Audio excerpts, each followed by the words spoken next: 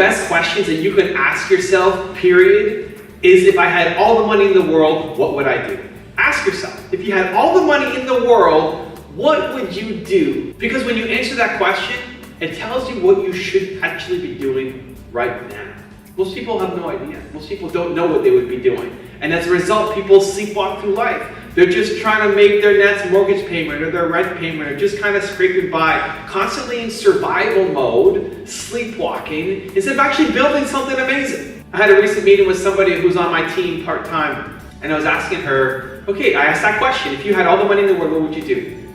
And she was talking about going traveling and bringing her parents to Canada and buying a house and all these things. It's like, okay, great, that's done, that's taken care of, right? Like, you traveled, you saw all the places you want to see, you know, you brought your parents over, you bought a house, you brought your whole family over, great, all of that's done.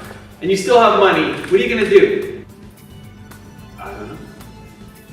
And that's the problem. That's the work that you should be doing. That's the work that if you start doing, it's going to be able to give you the money to afford all of these things that you want to do in your life. But as long as you're working for somebody else, not chasing your dreams, not sure what you want to do, not having a plan, and just sleepwalking, then those financial things that you have in mind are never going to come true. You're always going to be in survival mode. And so it's a good question to ask yourself at least once a quarter. If you had all the money in the world, what would you do with it? Because our first instinct is all the money things. All the things that we feel that we're missing, like the vacation, like the car, like the house, like the bills, all of that stuff. But you still have money left over, what would you be doing with your life? And until you get a really solid answer, then you're never gonna really have a great plan for where you're going in your life and in your business. If I had all the money in the world, I'd be helping entrepreneurs. I would be doing what I'm doing. I would still be making YouTube videos. You know, I designed my life in such a way that I haven't had to make a decision based solely off of money for a very, very long time. I don't take on a brand deal that I don't want to work with. I don't make YouTube videos only trying to make money, right? I don't do anything in my life, in my business, just trying to take a cash grab. And I think it's important. I think it's important that when you deep down understand that this is the work that you would be doing regardless of if you got a paycheck for it or not. If you look at every single successful entrepreneur and what drives them, what motivates them, it's never money. Money is important, but it's never the number one. And so I'd strongly encourage you to ask yourself, at least once a quarter, if you had all the money in the world, what would you be doing in your day-to-day life? And then go out and find a way to start doing that right now. It doesn't have to be some big pipe dream. It doesn't have to be only when you win the lottery or when you sell your business. Right now, find a small way to get started right now, because it's possible. And that's how you stop sleepwalking through life.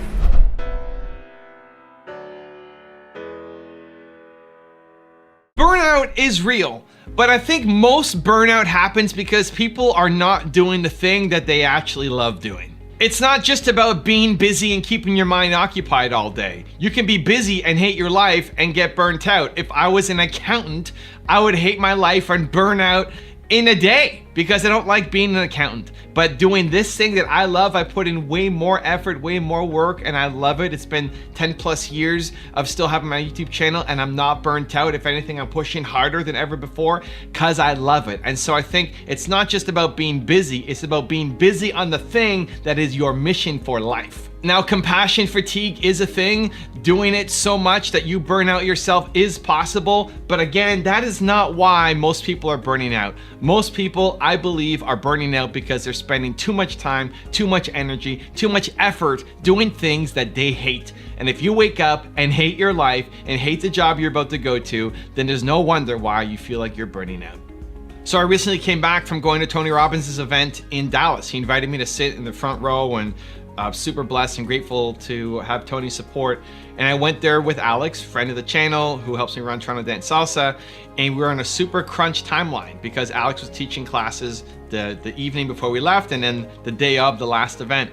And we rushed down there. Alex was flying in just to get to the event. He's late on the first day. We're rushing to leave on the last day.